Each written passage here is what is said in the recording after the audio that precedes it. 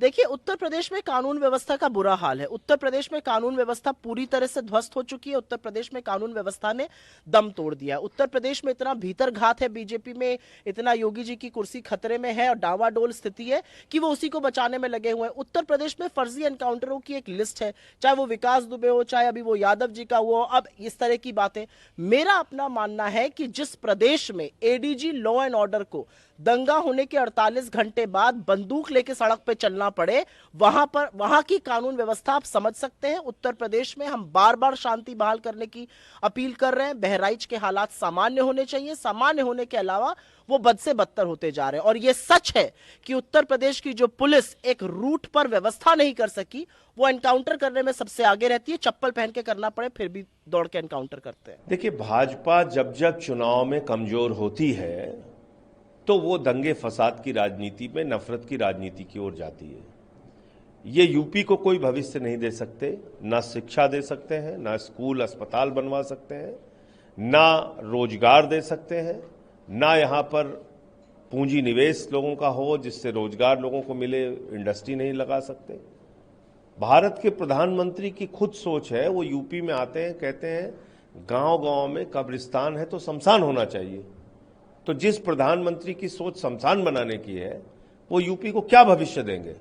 तो इसलिए यूपी के लोगों को अब सोचना पड़ेगा कि इनके बच्चे क्या कर रहे हैं। वो आप देखिए, ये तो हजारों करोड़ का व्यापार कर रहे हैं शेखों के साथ मिलके दुबई के अंदर, और उनके लिए व्यापार बढ़ाने के लिए प्रधानमंत्री जाते हैं।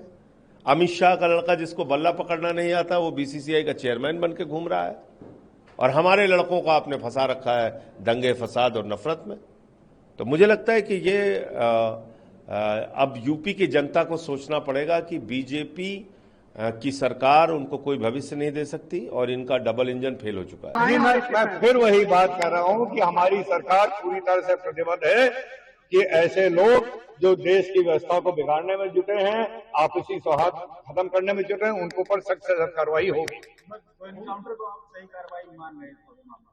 आप क्या मान रहे हैं इसको? आप सही मान रहे हैं, गलत मान रहे हैं? नहीं, आप बताइए, आप क्या मान रहे हैं इसको? आप सही मान रहे हैं, गलत मान रहे हैं? एनकाउंटर पे आप मौजूद थे, मैं मौजूद था, तो हम कौन होते, आप कौन होते उसके सही गलत मानने वाले?